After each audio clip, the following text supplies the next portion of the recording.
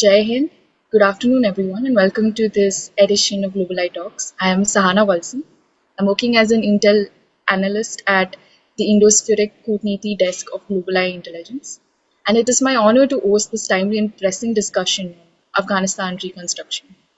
Now, we all know about the 2021 withdrawal of US from Afghanistan, and that shifted it from being the heart of international attention to a space managed largely by regional players. And each of them have their own interests, anxieties, and aspirations. So, to help us unpack all these complexities, I am truly honored to welcome Dr. Raghav Sharma, Director of the Center for Afghanistan Studies at the OP Jindal Global University. Dr. Sharma's work bridges diplomacy and scholarship, from development partnerships in fragile regions to fieldwork in conflict zones to shaping India's foreign policy discourse on Central Asia and Afghanistan. So, with that, let's dive into today's conversation.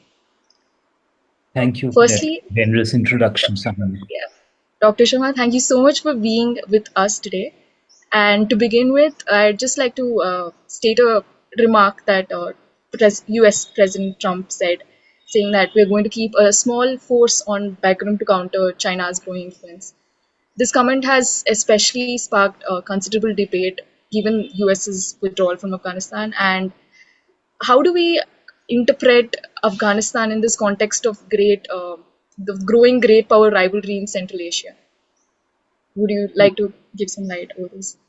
Yeah, what you have to keep in mind is that post the withdrawal of the United States from Afghanistan, America's last footprint in South and Central Asia, substantive footprint, that has diminished very significantly. In fact, Trump's statement of, getting back access to Bagram is ironical in a sense because America actually withdrew from Bagram in July 2021 under the cover of the dark without informing the Afghans, right? And Trump, who had negotiated the Doha agreement, essentially has been indulging in a lot of rhetoric, particularly during his election campaign of how Bagram is strategically significant because it's 1 hour away from China's nuclear sites. So while Trump has engaged in public rhetoric on reclaiming control, uh, the reality is more complicated than that. The Taliban, at the end of the day, we have to understand, are not just any group who seized control of the state. They are, at the end of the day, an ideological movement, right? Their raison d'etat, in a sense, was essentially to fight foreign occupation, right? And to throw off the yoke of American imperialism, as they called it, right? So were they to cut such a deal with Trump, were that to fructify, that is going to strike at the core of the Taliban's ideology. It's going to be very difficult for the Taliban to sell this to their own rank and file foremost. Second, the Taliban is also under pressure from groups like the Daesh or the Islamic State Khorasan province that have been consistently attacking the Taliban for cutting deals with the infidels, right? They've been attacking their foreign allies amongst other targets. So, I don't think this is something that the Taliban are likely to negotiate on anytime soon. This is a core issue that strikes at the core of their ideological agenda. So I don't see them, striking any deal anytime in the near future, so to speak. Okay, so if you look at the other side, we have China, and it seems to be cautiously investing both diplomatically and in resource extraction. So, how serious do you think Beijing is about integrating Afghanistan into the BRI, and how do you think this is going to operate in the security risk calculus, given the past ETIM concerns and so on?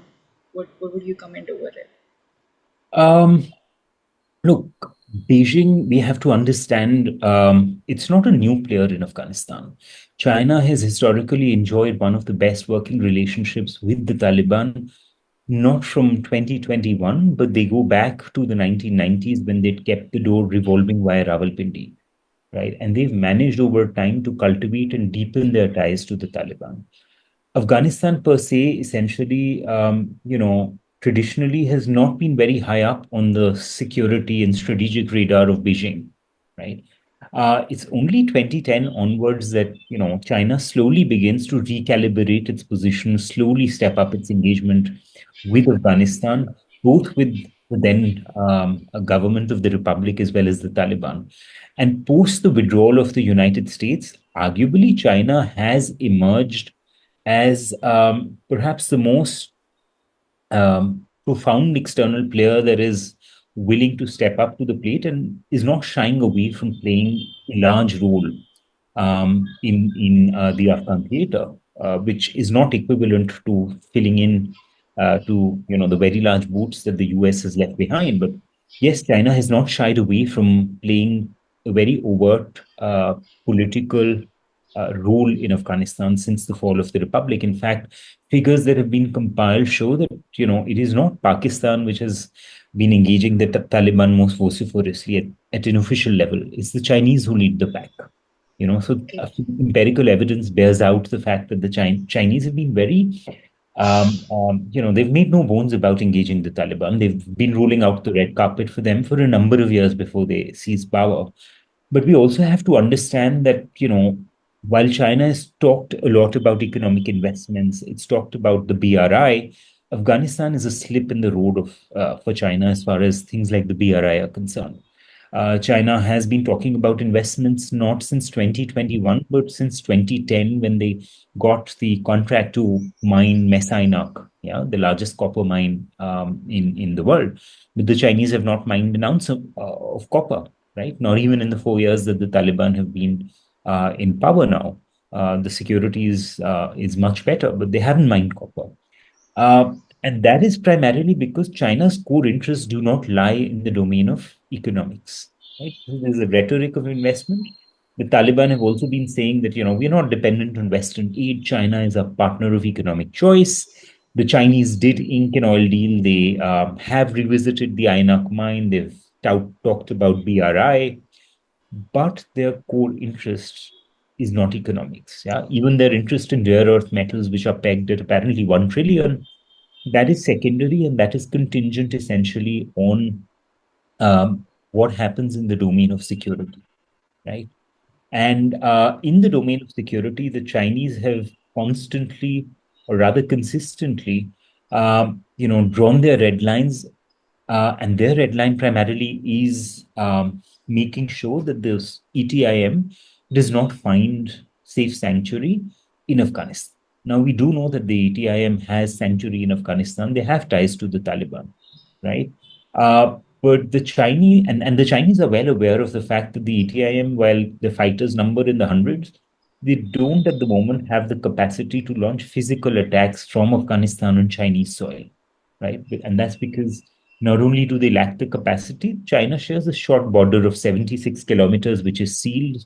The topography is inhospitable, and it's more or less a region that is isolated from the rest of the country. There's no possibility of an attack from there. What the Chinese are perhaps more afraid of is the fear of ideological contagion with groups like the ETIM finding traction in Afghanistan under the Taliban. And that is what they've consistently been asking the Taliban to ensure does not happen, right? So their interest primarily is in the domain of security to contain the threat, which would involve an ideological threat from groups like the ETIM. And per se, it wouldn't be far-fetched to actually say that, the Chinese are actually not that interested in terms of what happens in Afghanistan. They don't care beyond the point whether the Taliban rule or whether an Ashraf Ghani comes back. What they are interested in is that instability from Afghanistan should not spill over into countries like Pakistan and the Central Asian republics, where the Chinese have security, economic, and political stakes riding fairly high. They've invested billions of dollars in the BRI. In Pakistan, they've invested a lot of money in BRI projects in Central Asia, primarily because they want to reduce China's vulnerability for trade and energy, particularly along, the Straits of Malacca, around the, Gulf of Hormuz. They want to whittle down China's vulnerability there. So they certainly are not interested that instability in Afghanistan in any form should spill over and impact China's strategic investments and undermine China's allies or partners in the region. That is what I think their end goal is. Okay. So while we're on the line of stability in Afghanistan, right? The conversation around the humanitarian and political situation in Afghanistan, quite, uh, it's been quite less visible now. But what would you say is there any shift in the governance structures and international recognition patterns as you were talking about in the last 3 years since the 2021 withdrawal? Is there any sort of reconstruction that we are able to see in Afghanistan right Yeah. now? Um, so foremost, let's start with the whole question of legitimacy. This is a very interesting question actually to explore because the Taliban have been branded as Taliban 2.0. How similar or different they are is something one can talk about perhaps later. But the interesting thing is that if you compare the two regimes of the Taliban, Taliban 1.0 was isolated, diplomatically patronized largely by Pakistan, but officially recognized by three countries: Pakistan, UAE, and the Saudis, with the Chinese maintaining active links. Cut to Taliban 2.0, they're far more savvy, they're far more, clued in to the world. They've been very vigorous in quoting world leaders. Um, there's also factionalism within the ranks of the Taliban on the question of how and on what terms to engage the outside world. Um, and we are in a gray area as far as recognition is concerned. What we have seen over the last 3.5 odd years that they've been in power is that the former diplomats of the republic have lost the momentum that they had in the early days, where the world was simply horrified by the Taliban takeover. Uh, that seems to have fizzled out. And the Taliban control more diplomatic missions than ever before today. They control, more than 14 diplomatic missions outside. Um, you know, uh, and that effectively means that there is de facto recognition of the Taliban. All governments are engaging with the Taliban. It's a transactional engagement, but it's an engagement.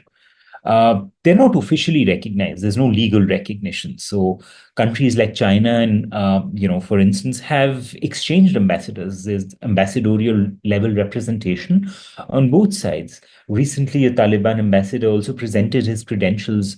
Um, I think it was in the UAE, if I recall correctly.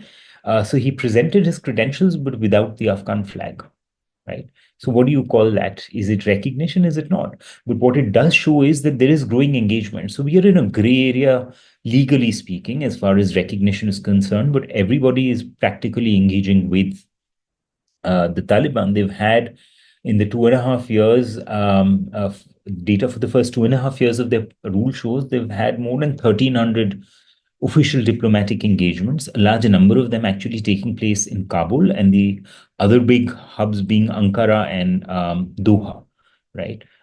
So even the US has been engaging with them, even though it doesn't have official diplomatic representation on the ground. Qatar represents its diplomatic interests. So as far as legitimacy is concerned, people are doing business with them. And not only are they doing business, countries like Russia and China have gone a step further.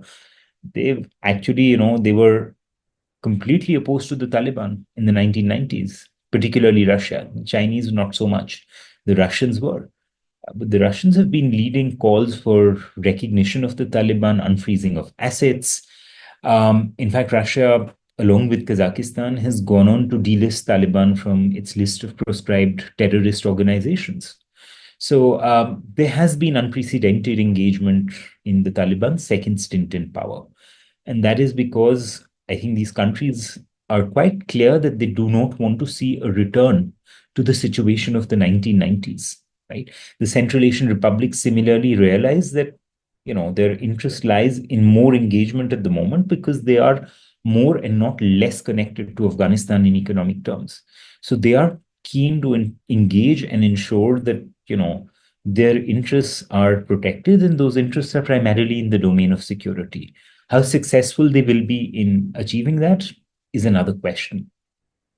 But to answer your second question on, the humanitarian the humanitarian impact of the American withdrawal and what the status of the economy and reconstruction is, America's very abrupt withdrawal couldn't have come at a worse time. And that is because the Afghan economy actually hadn't even recovered fully from the shock of the pandemic.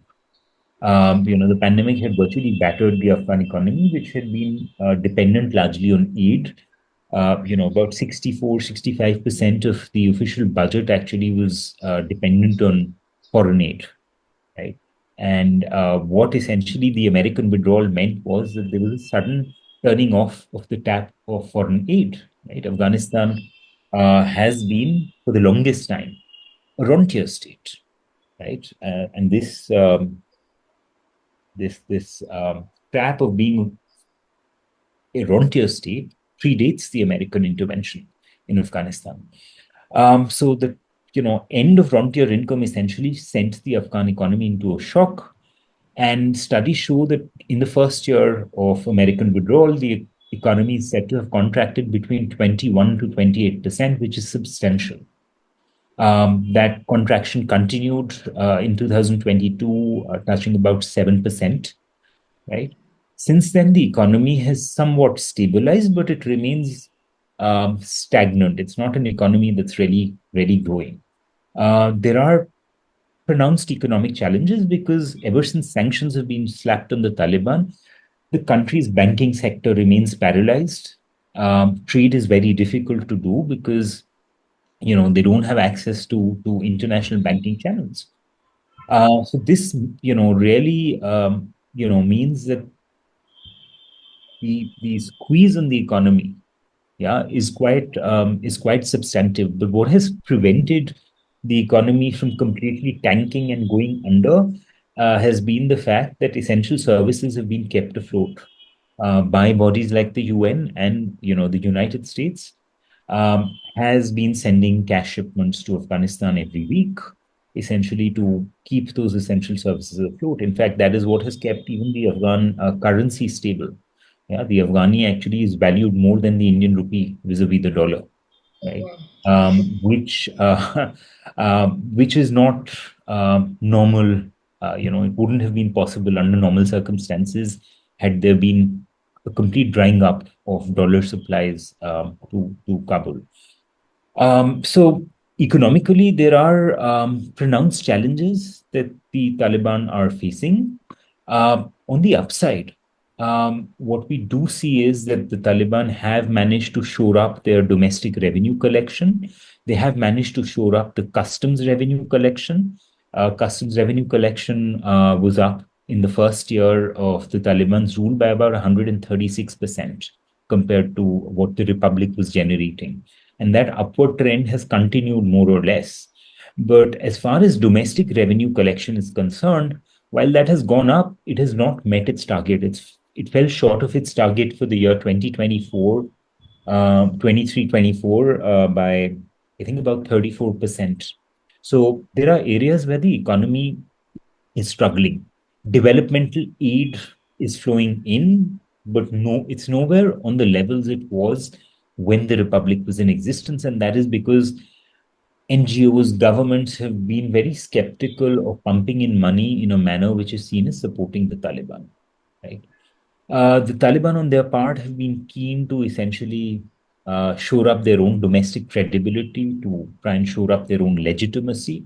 So they have been essentially harping on the fact that they're going to use, revenue that they're going to generate to essentially deliver on turnkey infrastructural projects, right? Roads, canals, irrigation to rehabilitate the agricultural sector, right? And one example that they've been actually touting to the world has been the Kushtepa Canal, which was started under the Republic. It is meant to divert water from the Amur Darya Basin to the desert areas of Western Afghanistan to support the rehabilitation and expansion of the agricultural sector.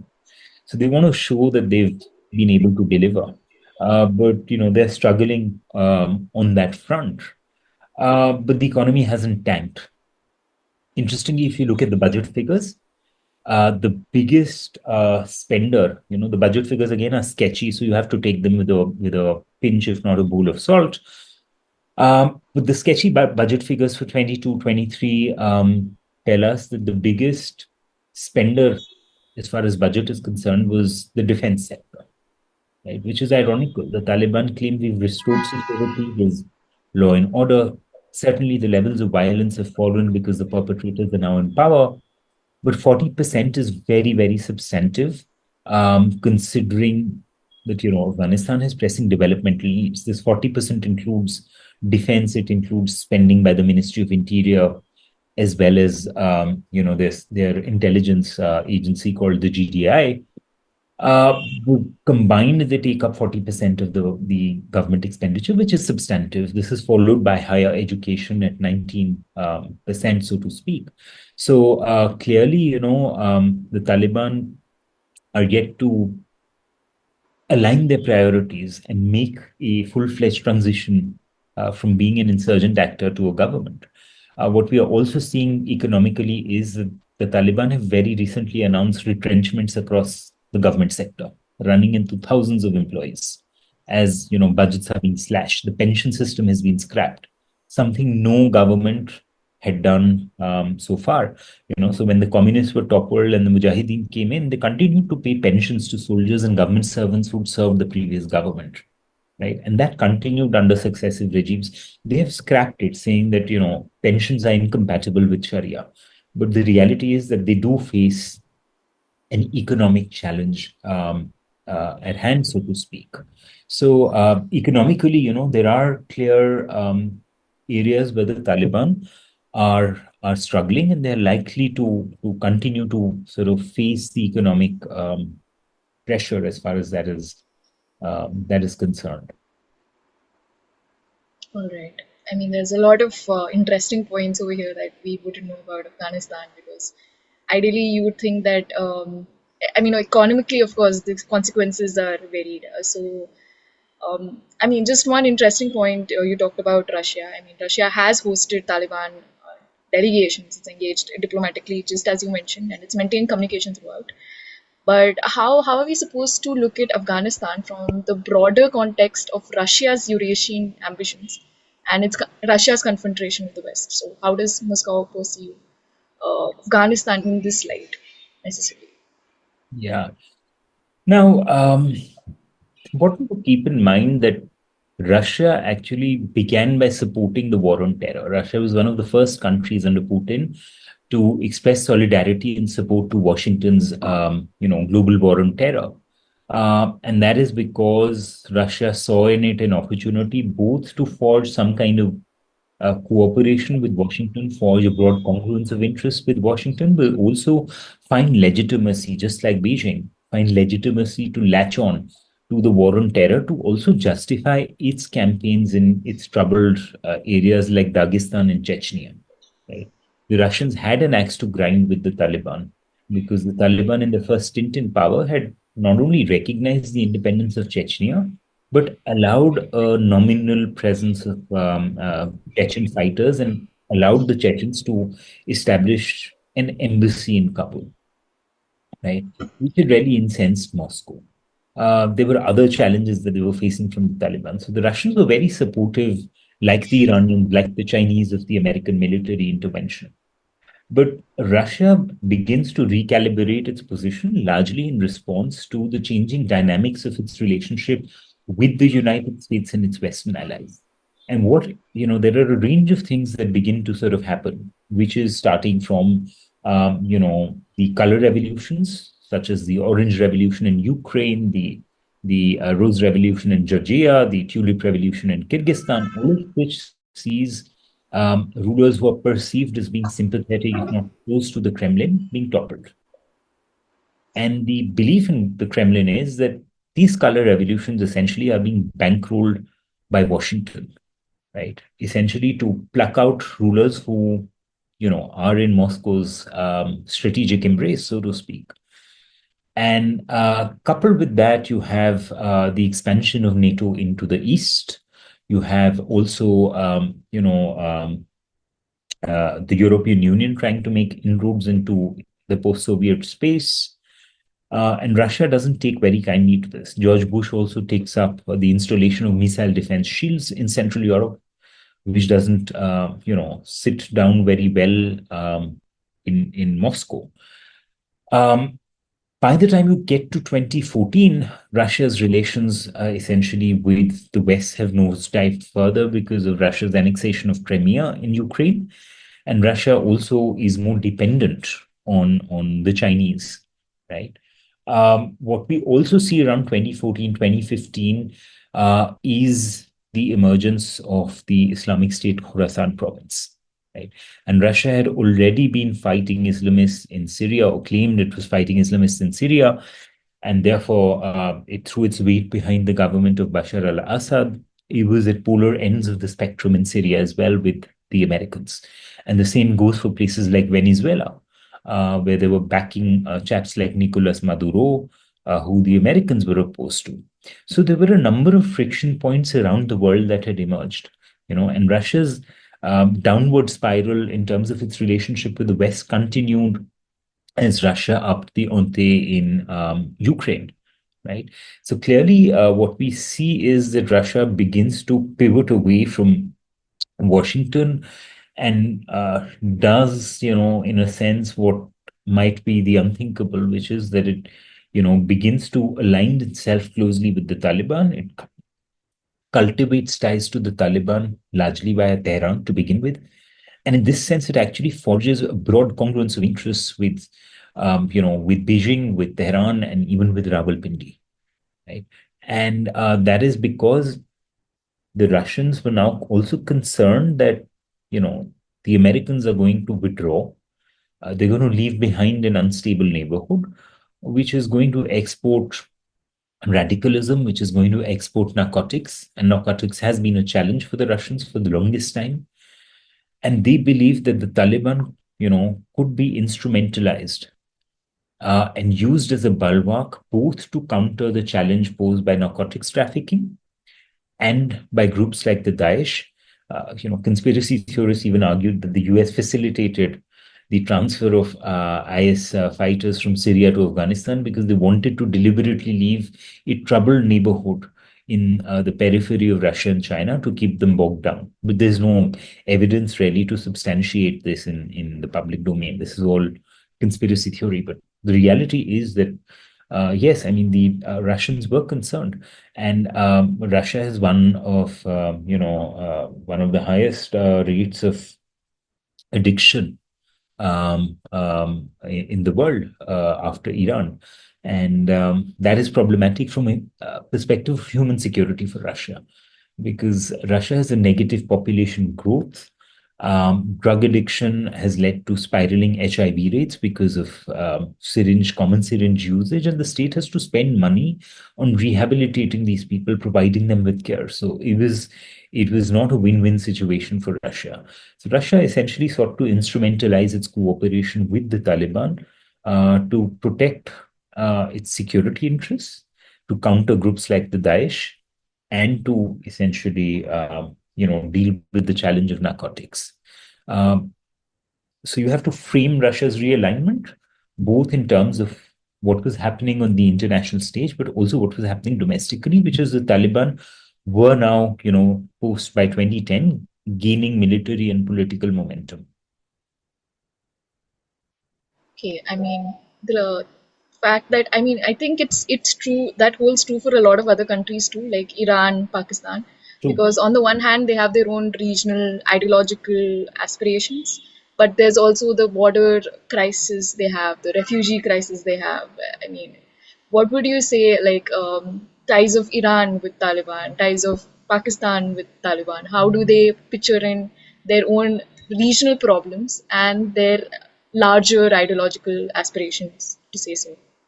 Now, Iran is an interesting but understudied neighbor as far as Afghanistan is concerned. Iran's realignment with the Taliban is also quite interesting. Remember, the two had nearly gone to war in 99 when the Taliban had butchered Iranian diplomats by breaking into the Iranian consulate in Mazar-e Sharif. Not only that, I mean, the Taliban had a history of indulging in virulent anti-Shia rhetoric.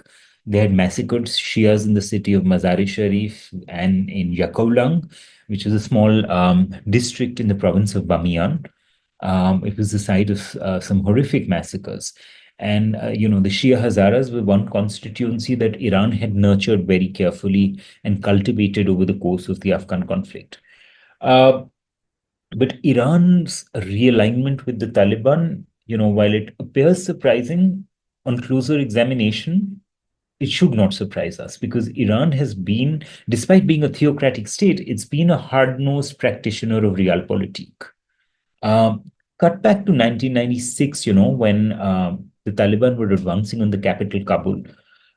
Very few people actually know, or very few people remember at least, that the Hazaras, despite being a virulent ethnocentric party backed by Tehran, they espoused a Hazara, not a Shia agenda. The Hazaras actually, under the Hizb Wahadat and their leader Mazari, tied up with the Taliban, right? It was not until Mazari was thrown to his death from a helicopter by the Taliban that the Wahadat party was forced into alliance with Ahmad Shah Massoud. Yeah. Tehran didn't bat an eyelid when they had to forge an alliance with the Taliban in the 90s.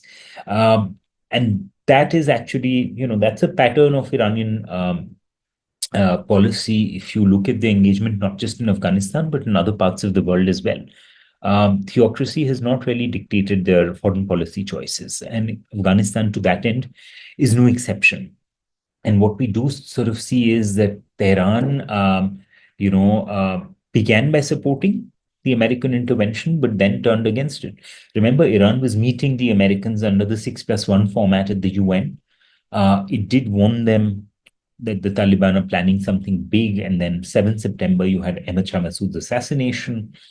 And the Taliban actually, the Iranians actually gave the American intelligence on what areas they should bomb when they began their military campaign. They allowed humanitarian aid to come through. They played also an important role in forging a consensus in Bonn on the name of Hamid Karzai as the interim president. But all of that was shattered fairly early on as George Bush decided that Iran was part of an axis of evil. Like in the case of Russia, a lot of their policy choices were determined by Iran's relations with Washington, and those relations increasingly turned frosty, right? They turned frosty on account of, the intervention in Iraq and the very hostile rhetoric that Washington engaged in vis-a-vis Iran, saying that all options are on the table. They would not rule out regime change in Tehran. The pressure that they turned up essentially on Iran for its nuclear program, the pushback by Washington on the use of proxies by Iran across the Middle East, all of these essentially became friction points. And Iran also primarily had two concerns.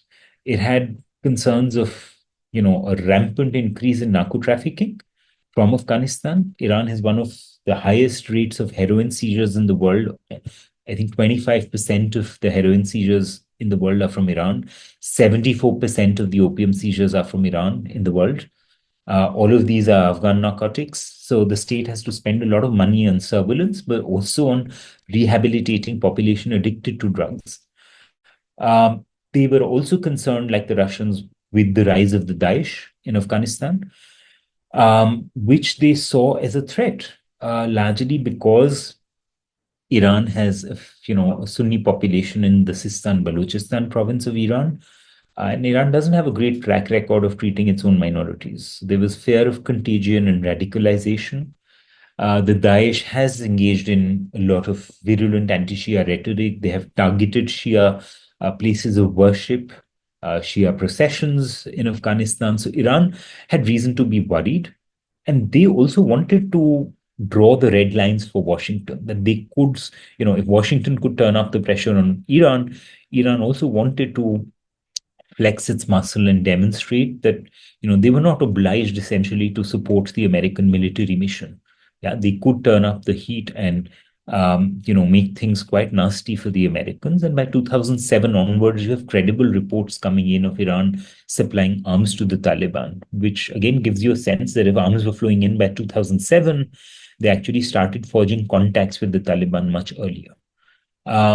So Iran also played an instrumental role in rehabilitating the Taliban hoping, like the Russians, to instrumentalize the Taliban for security, for dealing with narcotics, and to address the issue of the Daesh in Afghanistan. What I think countries like Iran did not counter or factor in, rather, was the fact that while they foresaw a role for the Taliban politically in Afghanistan, they did not foresee the Taliban acquiring a dominant role in the Afghan political setup. And that is what perhaps took many of these regional countries by surprise. So they were all prepared for the Taliban coming back in some shape and form, being accommodated politically, cutting some sort of a deal. What they didn't anticipate was that the republic would collapse like a house of cards. Resistance leaders who they had backed previously would flee, and the Taliban would be totally in control. This, I believe, was not something that was factored in, so it took them by surprise.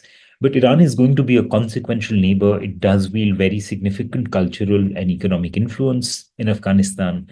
Um, and the relationship really is a pragmatic transactional engagement because Iran faces also a dilemma.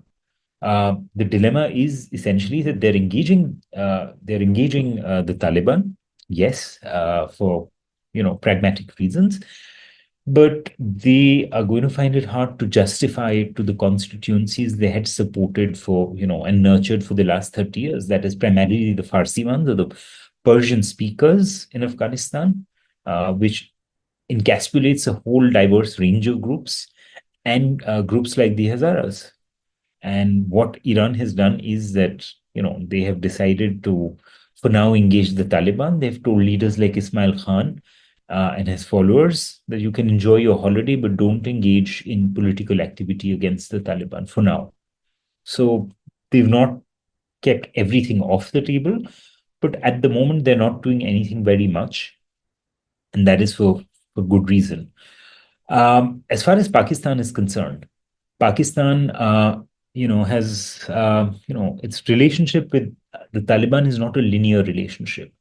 Pakistan, again, is a very consequential neighbor of Afghanistan. It shares a long border. It shares very deep economic and ethnic linkages with Afghanistan.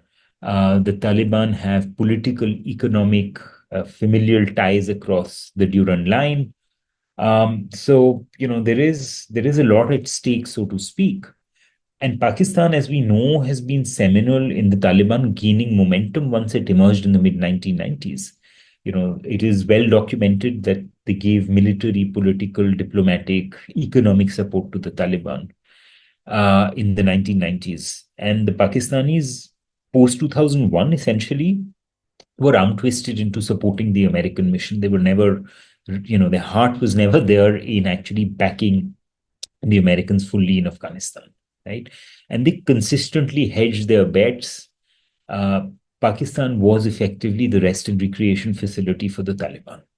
It was instrumental in the Taliban insurgency gaining momentum in Afghanistan. In fact, if you look at empirical data on insurgent groups, between 1945 to now, 55% of the insurgent actors who've been successful in realizing the political aims have been able to do so because they have an external support base, because they can launch attacks, retreat to an external country, thereby raising the cost of counterinsurgency for the government. And that is exactly what the Taliban did.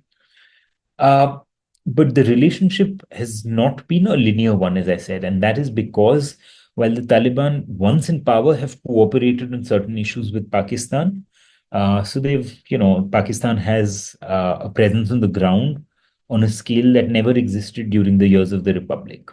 Pakistan has access to information, they have access to people in government on a scale like they did not over the last 20 odd years. Um, Pakistan has gotten preferential access to certain resources like coal that Pakistan needed during its energy crisis. Uh, but at the same time, there are other issues, core issues on which the Taliban have not compromised with Pakistan. So they have not compromised on the issue of the Durand Line being recognized as the international border. They have not, more consequentially for Pakistan, given up on the TTP. They continue to patronize the TTP, which actually also shatters the Pakistani myths that the TTP was being patronized by India from the 20 odd consulates that India was supposedly running along the AFPAC border, with India's presence virtually being effectively wiped out from that region. That myth that Pakistan was peddling of India supporting the TTP, that has vanished, and Pakistan has a lot to answer for in terms of why TTP attacks are up by more than 120% since the Taliban's return to power. So, the consequences for Pakistan have been debilitating, to say the least, because Pakistan, unlike the 1990s, is no longer the lifeline of the Taliban to the world. The Taliban is far more savvy diplomatically and politically. They're far more connected and engaged with the rest of the world. They're no longer dependent fully on the Pakistanis. Pakistan is also not in an economic position to support the Taliban in the way they did in the 1990s. And that is because they're besieged by an economic crisis. They're isolated diplomatically. They are having to contend with the rise of the Daesh and the TTP, right? So instead of Pakistan actually acquiring its so-called strategic depths in Afghanistan, a plethora of Islamist actors are eager to acquire reverse strategic depth in Pakistan. And Pakistan does have a security challenge at hand. Pakistan also has an economic challenge at hand, and that is because what has happened is, if you look at the trade figures, imports from Pakistan into Afghanistan have shown a secular increase after taking a hit in the initial years. There's been a fairly substantive increase, which is perplexing because incomes in Afghanistan have fallen. Food insecurity has gone up. So why are imports increasing? They're increasing because they're happy to make use of the Afghan trade and transit agreement. So imports come in via Karachi. They are sent to Pakistan to Afghanistan duty free, and then they're smuggled back into Pakistan and they're being sold off in the black market. And this is denting Pakistan's economy quite substantively. So it's going to hurt Pakistan economically as well. So Pakistan has a fairly substantive challenge at hand on both the economic but also the security front. And what Pakistan has done to try and have favorable policy outcomes delivered is they've tried to instrumentalize the issue of refugees by essentially indulging in forced repatriation of Afghan refugees in the hundreds of thousands back to Afghanistan, violating international law, in the hope that once these refugees begin to pour in substantive numbers, it is going to increase the economic pressure on the Taliban administration, and hopefully it's going to coerce them into taking action against groups like the TTP. They've also resorted to airstrikes, which, to say the least, have been counterproductive, because what they have ended up doing is that they have ended up fueling anti-Pakistan sentiment, which is already very pervasive across Afghanistan. So, Pakistan's relationship is a very checkered relationship. It's also a very complex relationship. You know, so they've helped the Taliban. The Taliban have cooperated. There's been some exchange of resources, but on many core issues, the Taliban also have not budged. Yeah, because they realize that that is going to essentially dent also their domestic credibility. It will feed into the propaganda that the Taliban are nothing but really stooges of Rawalpindi, and in this sense, this is going to give an edge to the opponents of the Taliban, particularly the Daesh, who the Taliban see as the most consequential threat, although the Daesh is not in a position to overwhelm the Taliban militarily. But ideologically, they do sense a threat. All right. I mean, now that we know about Iran and Pakistan and such type, there is still one actor that we haven't talked about, which is India, because India has very cautiously interacted with Afghanistan, to say so. And post 2021, New Delhi has been very cautious about engaging with Afghanistan. So, in your view, is there still space for India to engage meaningfully with Afghan people, even without, say, formal recognition of the Taliban? See, India was one of the last countries actually to begin robust engagements with the Taliban. If you go back to the 2010 London conference, where it was made abundantly clear that the West is going to disengage from Afghanistan. The question was not if the West will disengage, but the question being debated was when, how, under what conditions would the West disengage. India was opposed to it, and we were an outlier in that sense. And we recalibrated our position fairly late into the last years of the Republic, so to speak. Uh, so while we gingerly opened up to the Taliban, of course, because they were, there was a history to the relationship where we were skeptical essentially of the Taliban. But India, post 2021, has been faced with a very challenging geopolitical environment because India's Afghan policy is operating in a very different geopolitical context today than compared to the mid 1990s when the Taliban first stormed into power. In the 1990s, India had a convergence of interests with Iran, with Russia, with the Central Asian republics, which allowed us to do what we wanted to in Afghanistan, which was to keep the opposition to the Taliban going. India doesn't have geographical contiguity with Afghanistan. We do not have leverages on the scale that the Chinese, Russians, or the Pakistanis have, or even the Iranians have, right? So there are limitations, in a sense, to what we can do and how much we can do. Today, India is confronted with a situation where the American withdrawal essentially meant that India's footprint in Afghanistan evaporated almost overnight. And that is because while we were the largest regional donor, the fifth largest international donor, our presence essentially was contingent on America providing a net security cover, right? That cover vanished in August 21. And with that, India's presence essentially was more or less wiped clean from Afghanistan in terms of our presence on the ground.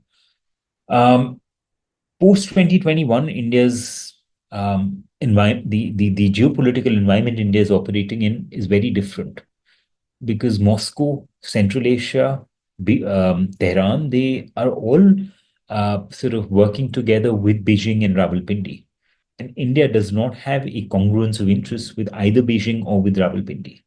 Our definition of terrorism and who the terrorists are is very different from that of Beijing, right? And this is challenging because both Beijing and Moscow are P5 members, right? Um, so there's a divergence as far as these regional actors are concerned.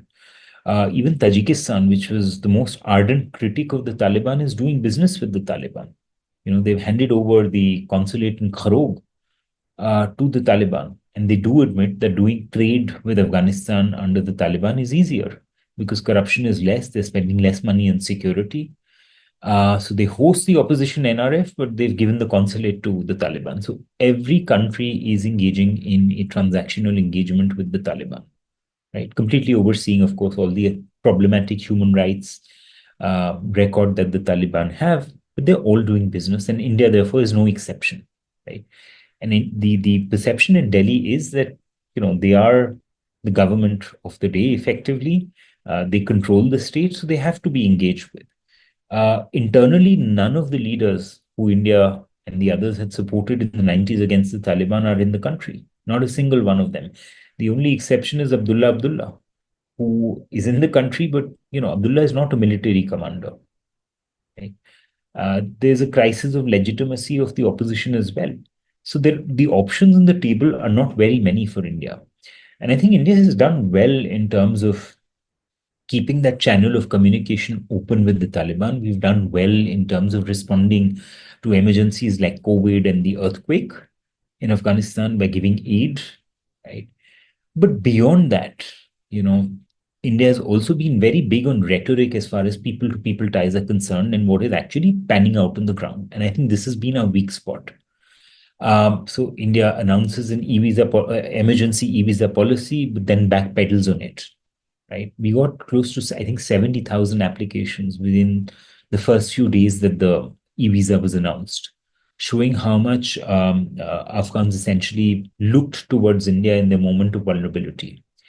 And to make matters worse, not only did we not issue e-visas, but we also didn't issue visas to the thousands of Afghan students who were midway in their studies, right, in India. So they'd already been vetted by the security agencies.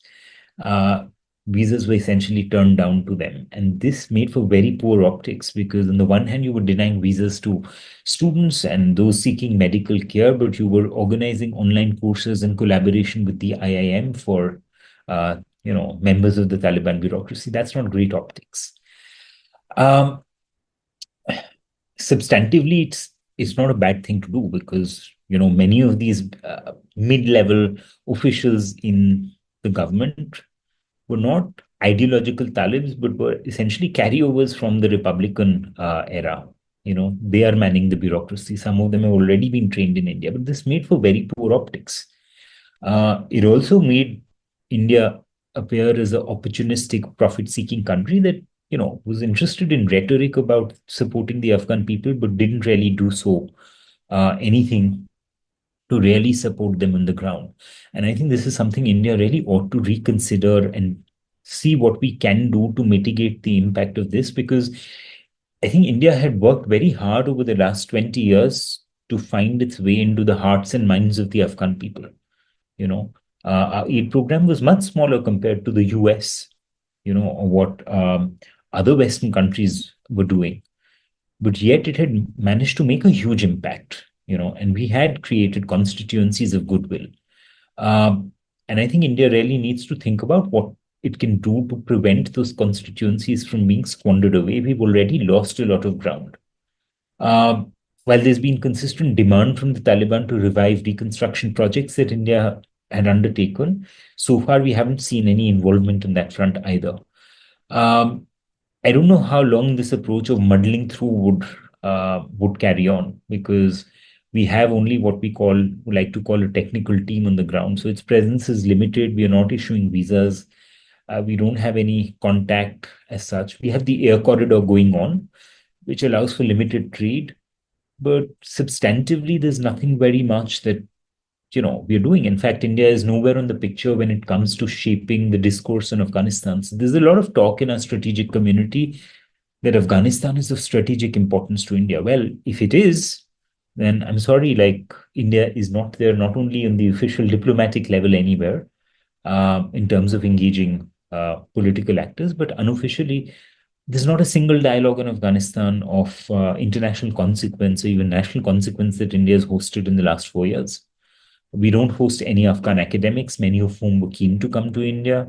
We don't produce any serious academic work. Right? All of that is coming out from the West, despite India being geographically, culturally proximate to Afghanistan. So I think we've done fairly poorly on that front. And um, needless to say, I think that has to change.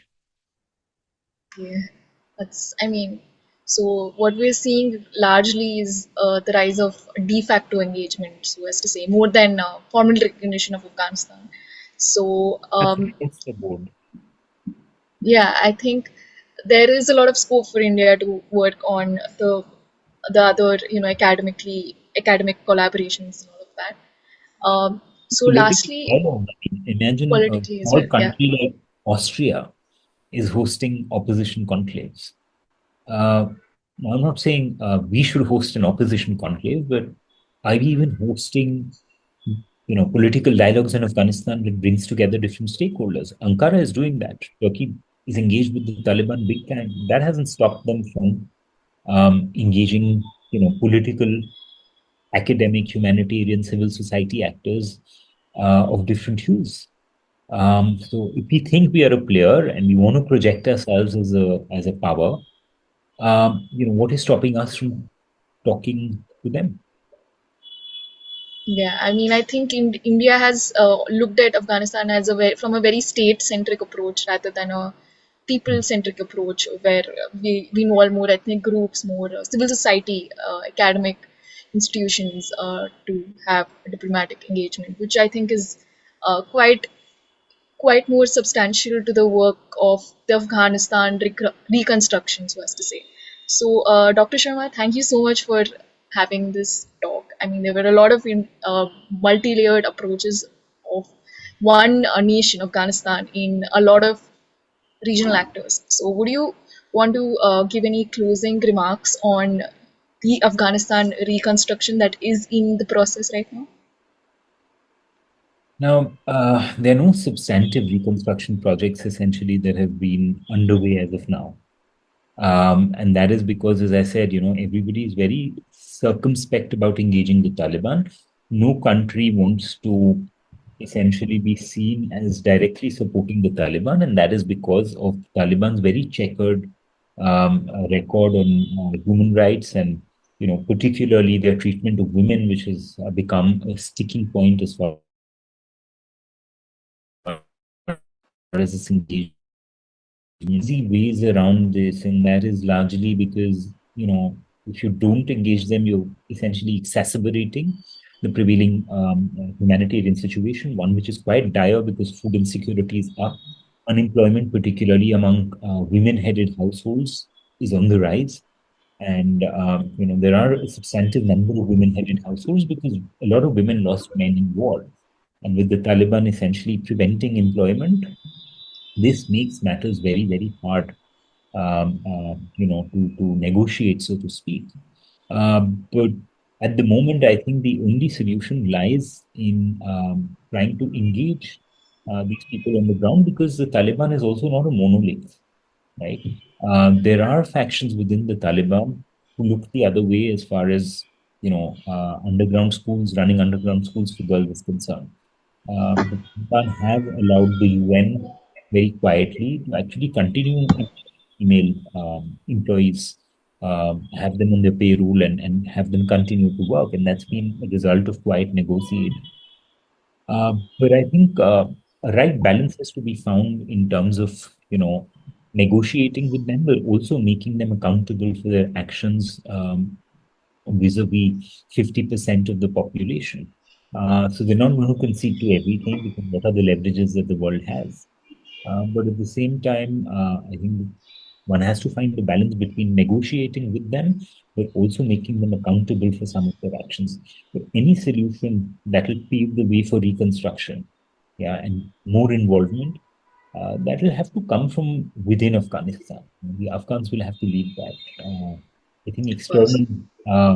externally imposed, externally led solutions have it's been long demonstrated they have not fructified and they've not succeeded in delivering a favorable outcome. So, yes, humanitarian reconstruction is needed. In fact,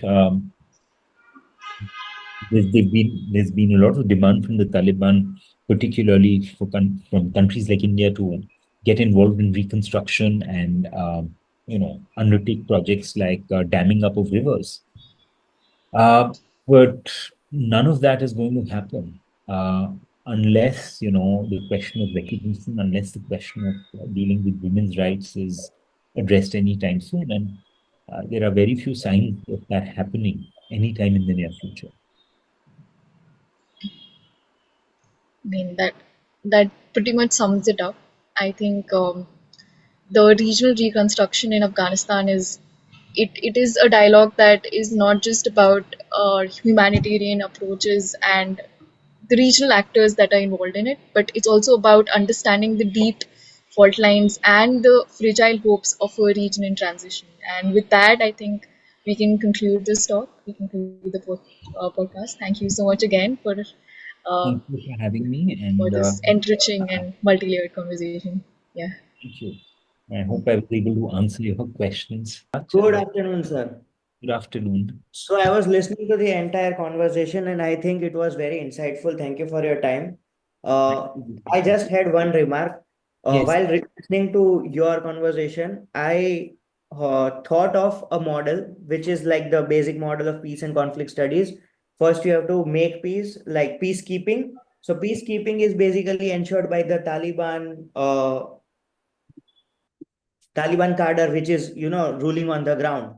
Then you have to do peacemaking, wherein you have to bring all the ethnicities on the table, frame a constitution, make sure that women rights are ensured, and then you go to peace building. So even if they want to, engage other countries on humanitarian assistance, let's say for building bridges and infrastructure and stuff, but to build a sustainable economy which can generate money for Afghanistan from Afghan people, they are still pretty far. They are still much dependent on international aid, which is not sustainable for their own sake in the future.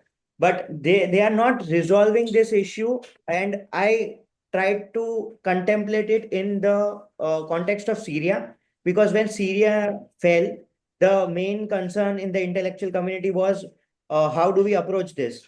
We tried the same thing with Afghanistan and Taliban, but they did not reconcile and form an intra-Afghan government, which was, the premise of the Doha talks.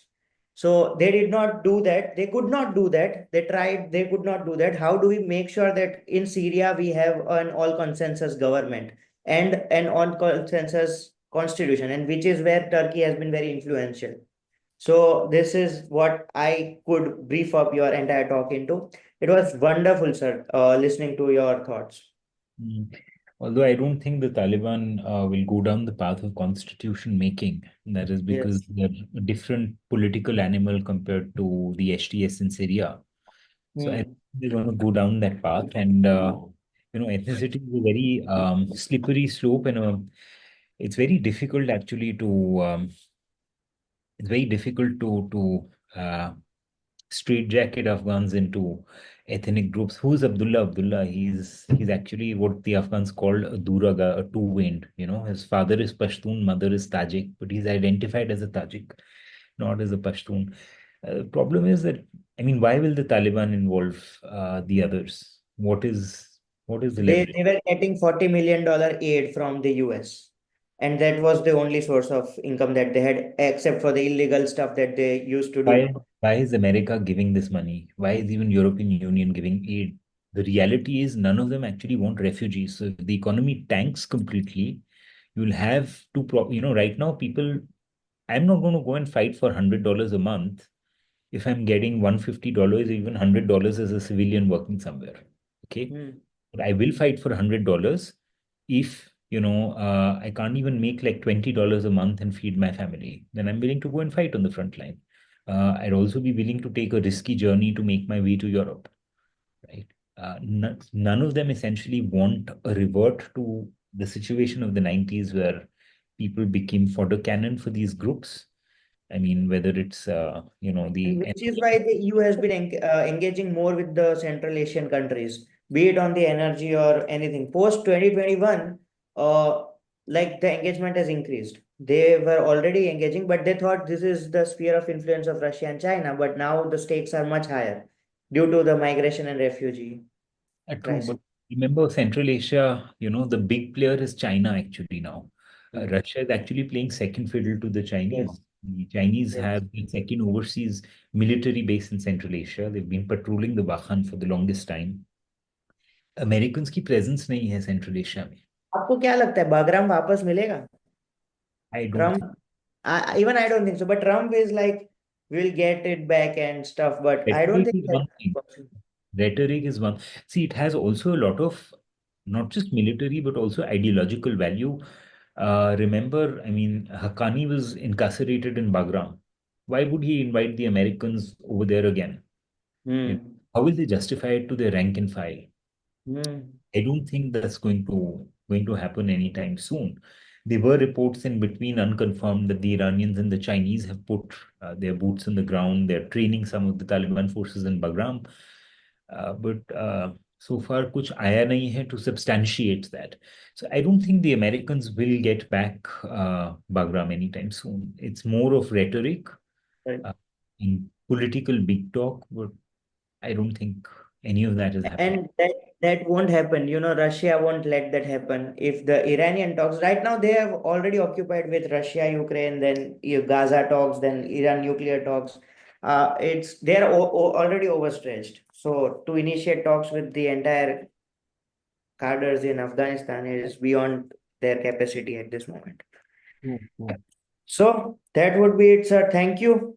Thank you. So I hope to be in touch, and I look forward to seeing the interview. And we are conducting a simulation exercise this weekend, Oh, wherein online we are conducting this online simulation to simulate what Indian government's response should be to yesterday's terror attacks. And we will be inviting retired officers and ambassadors who have been dealing with Pakistan. So Who are you I calling from the IFS? Who are you calling amongst the ambassadors? we recently interviewed Ajay Bisaria sir. He was the Oh, High Commissioner. oh, So we'll tender an invite to him as well. We'll sending out invites to a lot of experts who have been associated with us. So we'll tender an invite to you as well. If you can make it, it will be our pleasure to have you, sir. okay, okay. We'll send out a proper invite. After looking at your convenience, do let us know. I'll let you know if I'm free. I'll join. Yeah. Thank you, sir. Okay. Jai. Yeah.